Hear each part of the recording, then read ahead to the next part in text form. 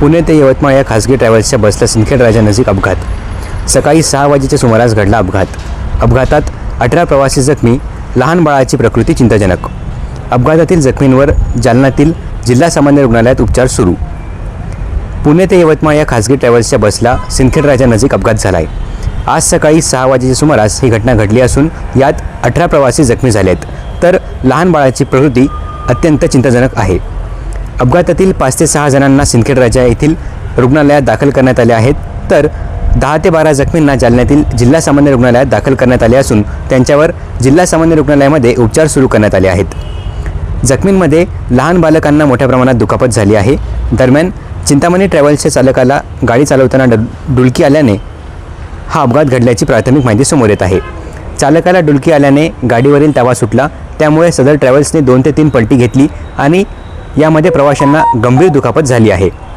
दरम्यान जालन्यातील शासकीय रुग्णालयामध्ये उपचार चालू असून आलेल्यांपैकी 4 जखमींना छत्रपती संभाजीनगर येथील रुग्णालयात पाठवण्यात आल्याची माहिती अतिरिक्त जिल्हा शल्यचिकित्सक डॉक्टर राजेंद्र गाडेकर यांनी दिली आहे।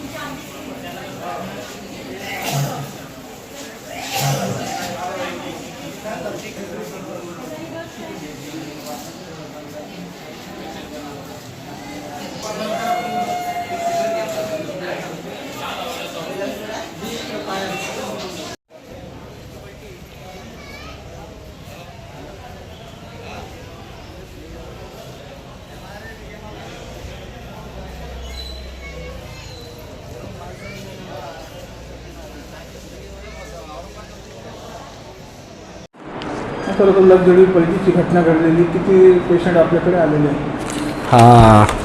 आज सकाळी ठीक 6च्या दरम्यान जालना सिंदखेड राजा रोडवरती सिंदखेड राजा जवळील सावखेड तेजन नजदीक चिंतामणी एक नावाची लक्झरी बस पलटी झाल्याचा निरोप आला। नाव नक्की माहीत नाही, पण त्यामध्ये 18 ते 20 लोक जखमी झाले आणि ते ग्रामीण रुग्णालय सिंदखेड राजा येथे उपचारासाठी नेले आणि ग्रामीण रुग्णालय सिंदखेड राजा येथून जवळपास 8 ते 10 रुग्ण जिल्हा रुग्णालय जालना या ठिकाणी संदर्भित केले आणि आमच्या अपघात विभागामध्ये सर्व रुग्णांना आमच्या स्पेशालिस्ट सर्जन ऑर्थोपेडिशियन यांनी व्यवस्थित त्यांचा तपासणी करून उपचार केला, परंतु त्यापैकी सुद्धा 4 रुग्ण हे गंभीर असल्याचे निदर्शनास आले, तर त्यांना तात्काळ पुढील उपचारासाठी शासकीय वैद्यकीय महाविद्यालय संभाजीनगर या ठिकाणी संदर्भित करण्यात आलेले आहे। बाकी जे 5-6 रुग्ण आहेत त्यांची या ठिकाणी व्यवस्थित उपचार त्यांचे या ठिकाणी चालू आहेत। काय नाव सर? मी डॉक्टर राजेंद्र गाडेकर, अतिरिक्त जिल्हा शल्यचिकित्सक, जिल्हा रुग्णालय जालना।